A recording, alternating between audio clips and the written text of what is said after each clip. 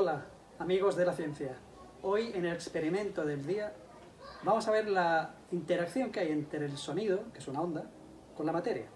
Y para ello vamos a utilizar unos materiales sencillos que podéis tener en vuestra casa, como son un papel transparente para sellar los alimentos, si tenéis un subwoofer, si no cualquier cosa que pueda producir algún tipo de vibración, y un móvil o un dispositivo por el cual podéis utilizar un generador de ondas que podéis descargar de cualquier aplicación de internet, incluso online.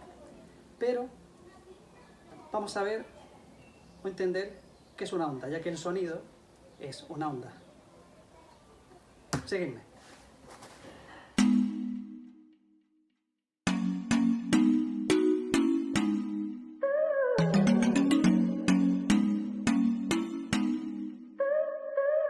Una onda consiste en la propagación de una perturbación en el espacio.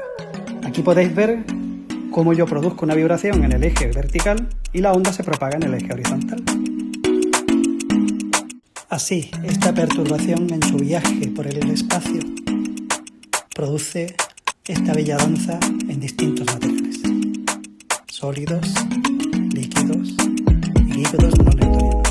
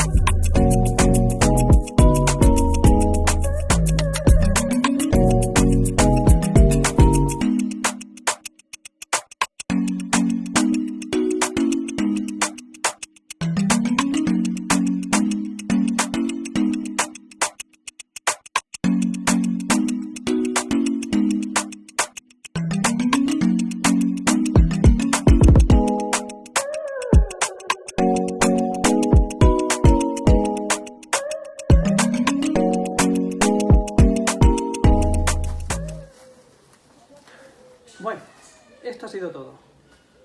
Espero que os haya gustado y os animo a que lo hagáis. Amigos de la ciencia.